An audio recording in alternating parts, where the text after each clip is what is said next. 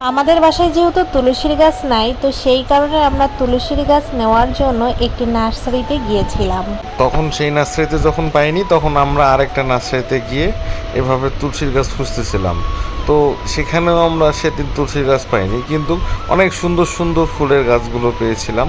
তো গাছগুলো অনেক নেওয়ার খুবই ইচ্ছা ছিল। সবগুলো গাছ এত ভালো লাগছিল যে আমাদের বেলকনি বা আমার বাসায় যদি জায়গা থাকতো, মনে হচ্ছিল যে নার্সারি থেকে সবগুলো গাছ একটা একটা করে নিয়ে আসি।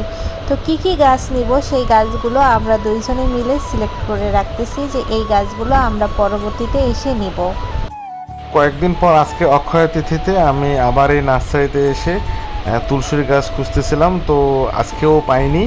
তো কি করব, শেষমেশ দেখে একটা পুজো করার জন্য একটি ফুলের গাছ নিয়ে যাই আমার সহধর্মিণীর জন্য।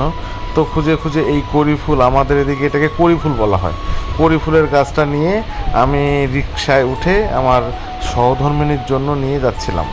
এই গাছটা পেয়ে অনেক খুশি হবে, বাসায় গিয়ে তার রিয়েকশনটা দেখবো। প্রীতি, তোমার পূজা করার জন্য ফুলের গাছ নিয়ে এসেছি। আজ হচ্ছে অক্ষয় তৃতীয়া, আর এই কারণেই শুভ দিনে শুভ জিনিস ঠাকুরের জন্য নিয়ে আসছে। এই গাছটা অনেক শখ করে নিয়ে আসলো সে।